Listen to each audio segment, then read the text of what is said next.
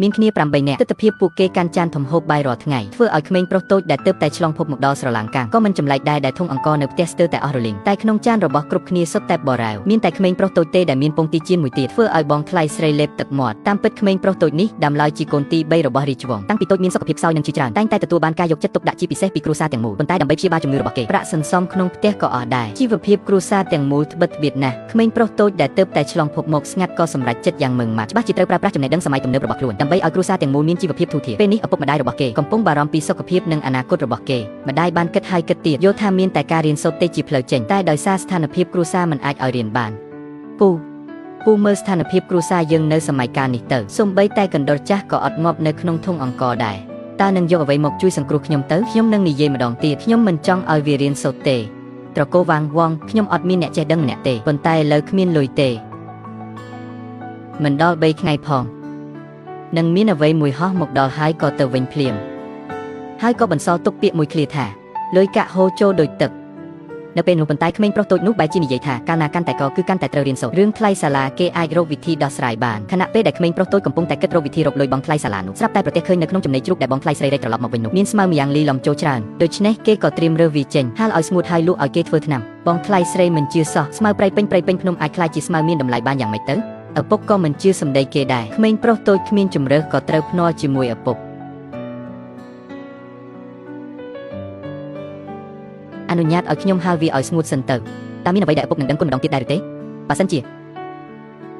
យជីវិតនេះខ្ញុំនឹងលែងរំលឹកទៀតហើយថាឪពុកធ្លាប់ហៅខ្ញុំថាសុនស៊ឺនោះខ្ញុំចង់លក់វាយកលុយទោះបីជាបានតែមួយកាក់ក៏ដោយឲ្យតែខ្ញុំបានរៀនសូត្រមួយប៉ព្រិចភ្នែកក៏ដល់ថ្ងៃលក់ថ្នាំបុរាណហើយក្មេងប្រុសតូចនិងបងប្រុសទី2បានទៅហាងលក់ថ្នាំនៅទីប្រជុំជនជាមួយគ្នាលោកវាងម្ចាស់ហាងឃើញថ្នាំដែលពួកគេយកមកភ្នែកគាត់ភ្លឺឡើងមិននឹកស្មានថាកសិករនៅជនបទអាចកែច្នៃថ្នាំបុរាណល្អបែបនេះសោះគាត់ក៏បានទិញទាំងអស់តាមតម្លៃទីផ្សារអស់ជាច្រើនពាន់បន្ទាប់ពីកាត់កង់ 15% រួចតម្លៃដែលគាត់បានឲ្យគឺលើសពីការស្មានរបស់បងប្អូនទាំងពីរឆ្ងាយណាស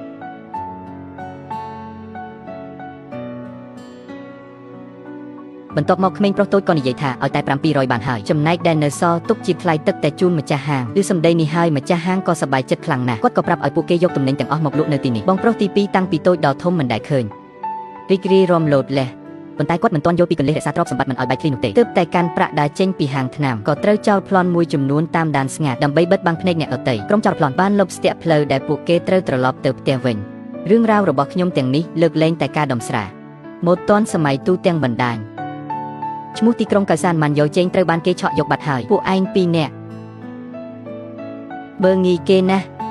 អត់មានវប្បធម៌ទេហីនេះជារឿងល្ខោនតើឃើញដូច្នេះក្មេងប្រុសតូចក៏ប្រញាប់ស្រែកហៅឲ្យគេជួយខ្លាំងចំណែកចៅប្លន់នោះក៏លូកយកអាចច្រមុះចេញមកភ្លាមនឹកស្មានមិនដល់ថាបងទី2វីមួយកណ្ដាប់ដៃទៅវីចំចៅប្លន់ទម្លុះអោតែម្ដងឯចៅប្លន់ម្នាក់ទៀតនោះក៏ភ័យខ្លាចរត់ក្រឡាប់ក្រឡាច់ចេញទៅភ្លាមតតែដល់ពេលនេះទើបក្មេងប្រុសតូចបានឃើញនិងដឹងច្បាស់ថាកម្លាំងរបស់ក្រុមគ្រួសារវ៉ាងគឺពិតជាខ្លាំងគួរឲ្យភ្ញាក់ផ្អើលយ៉ាងនេះសោះមិនយូរប៉ុន្មានអ្នកទាំងពីរក៏ទៅដល់ផ្ទះហើយបងទី2ក៏ប្រញាប់ប្រាប់ដំណឹងល្អនេះទៅកាន់អ្នករាល់គ្នា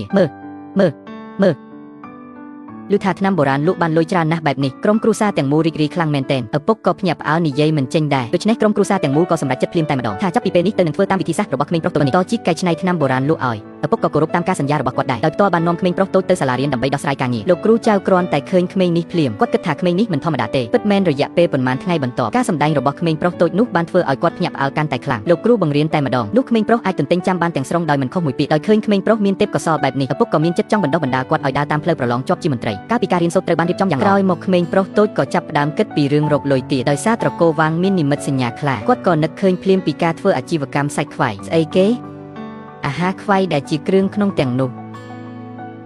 តែមានក្លិនឆ្អាបខ្លាំងក្រោយមកឪពុកក៏បានណែនាំគ្រឿងផ្សំមួយមុខដែរប៉ុន្តែក្មេងប្រុសតូចនោះបាននិយាយថាបើប្រើគ្រឿងទេសបានត្រឹមត្រូវគ្រឿងក្នុងអាចធ្វើឲ្យមានក្លិនឈ្ងុយជាងសាច់ទៅទៀតគាត់ក៏បន្ថែមទៀតថាបើរឿងនេះសម្រេចបានគ្រួសារនឹងលែងបារម្ភរឿងគ្មានលុយទៀតហើយឪពុកក៏បានសម្រេចចិត្តឲ្យធ្វើតាមវិធីសាស្ត្ររបស់គាត់បានមួយឆ្នាំមិននឹកស្មានថាគ្រាន់តែបើកគម្របឆ្នាំងភ្លាមក្លិនឈ្ងុយនៃសាច់ខ្វៃក៏បានសាយភាយមកប៉ះច្រមុះភ្លាម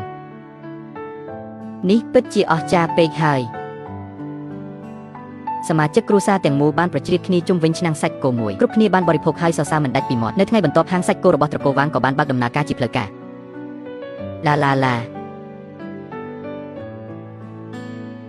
ឡា